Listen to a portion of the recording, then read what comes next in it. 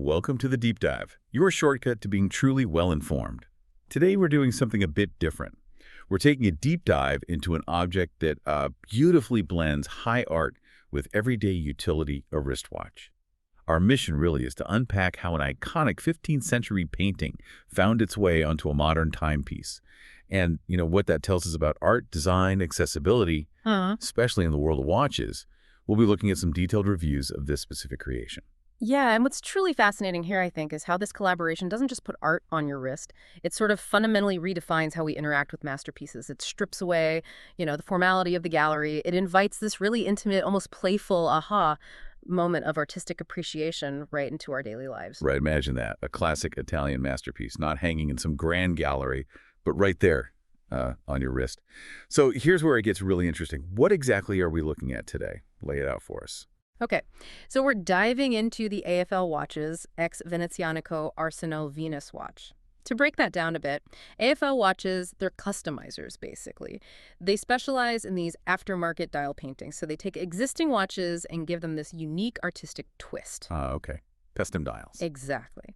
And then Venezianico, they're a growing Italian brand, pretty well known now for blending that authentic Italian style with honestly impressive value in watches. This piece is a collaboration between them, highly anticipated, and it's very limited. Only 100 pieces are being made, ever. Wow, only 100, that's properly exclusive. So why this particular piece of art? We're talking Sandro Botticelli's The Birth of Venus, right, from the 15th century. I mean, it's obviously iconic, but what does it really mean to take something monumental like Botticelli's Venus, is originally meant for, a grand space, and shrink it onto a watch dial? Does it make art more accessible, or does it sort of change its meaning completely? Is it just a nod, or is it like a new thing? That's a really insightful question, and it's an astute choice for a few reasons, I think. First off, The Birth of Venus is practically an archetype of classic Italian painting, so it's immediately recognizable to a huge audience.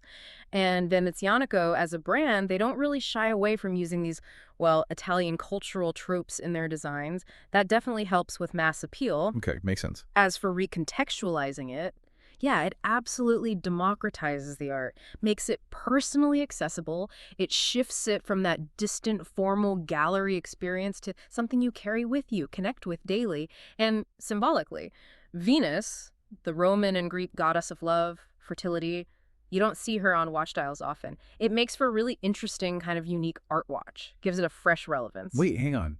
On such a tiny canvas, how do they actually translate this massive artwork? I mean, how is it done? Isn't there a risk it just becomes like a novelty item rather than real art when it's shrunk down so much? How do they keep that masterpiece quality? That's a great point, and it's key here. It's a hand-painted rendition. Hand-painted, okay. Yes. So it's not some pixel-perfect printout. It's more like a partially framed homage to the original. That hand-painted aspect is crucial. It keeps that human artistic touch. And maybe even more importantly, something that can be an issue with painted dials while the art takes up the whole dial, they still included applied hour markers.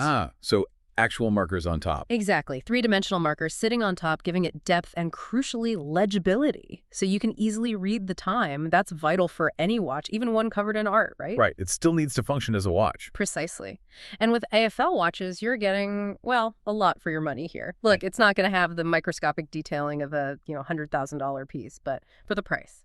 It's genuinely handmade, it looks reasonably nice, and it's just very fun to wear. And one reviewer actually mentioned wearing it to an art exhibition. Someone leaned in, saw Botticelli on his wrist, and gasped.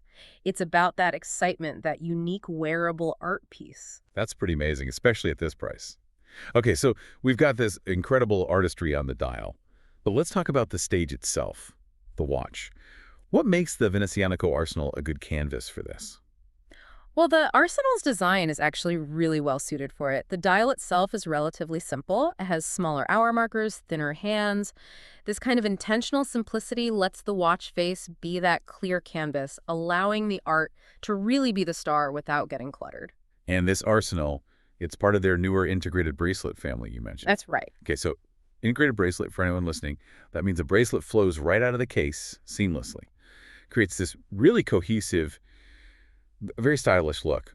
What does that mean for someone actually wearing it beyond the art? Why are these styles so popular anyway? Yeah, connecting it to the bigger picture, these integrated bracelet watches are, well, they're huge right now, super popular, and for good reason.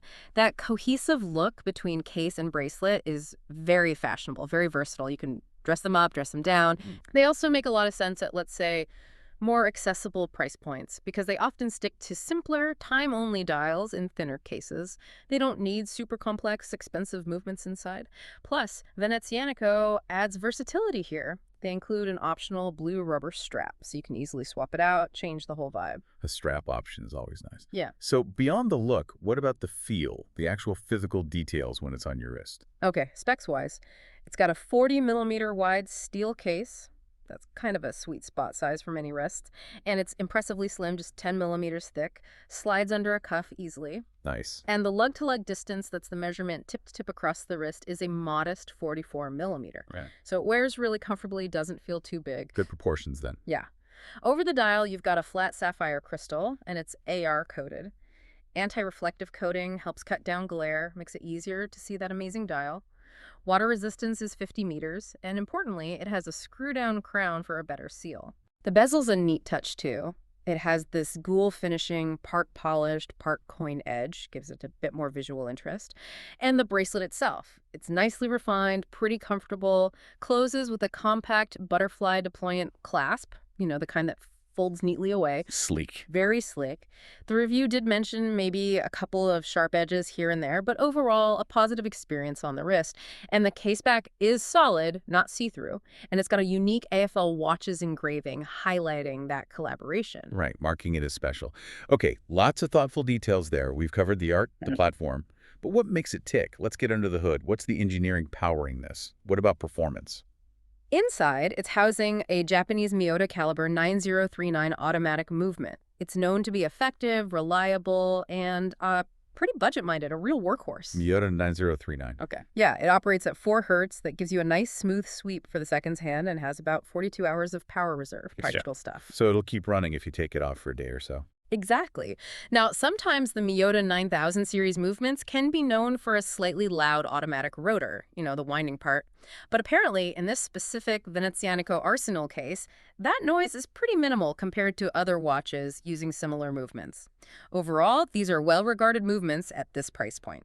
Reliable, gets the job done. Okay, so bringing this all together then, we've got the hand-painted art, the solid watch platform with its design touches, the reliable movement. What's the bottom line, especially considering the price? What's the real takeaway for you, the listener? Right, the value question. So the retail price for this limited edition, the IFL Watches X Venezianico Arsenale Venus, is $3,390 USD. Now, if you compare that, the base Arsenal models start around $800. Other special versions can go up towards $1,400. So it's kind of in line with their other special editions? Pretty much. And when you factor in that this is a limited run of 100 and crucially features a genuinely hand-painted dial of an iconic artwork, well, honestly, that retail price feels abundantly fair. Seems like a solid deal then. It really is. It's quite an accessible way to own a unique piece of wearable art, without needing gallery-level funds. So today, we've really seen how one object, this watch, can be this convergence point for history, art, modern craftsmanship, Yeah. offering this unique slice of culture right there on your wrist. It definitely makes you rethink what art can be and where you might encounter it next. It's not just on gallery walls. Absolutely. And it does raise an interesting question, doesn't it? When we choose what we wear, are we just picking accessories? Or are we maybe kind of curating our own little portable galleries, making art a much more intimate, personal part of our daily lives? Something to think about. Definitely something to think about. Thank you for joining us on this deep dive.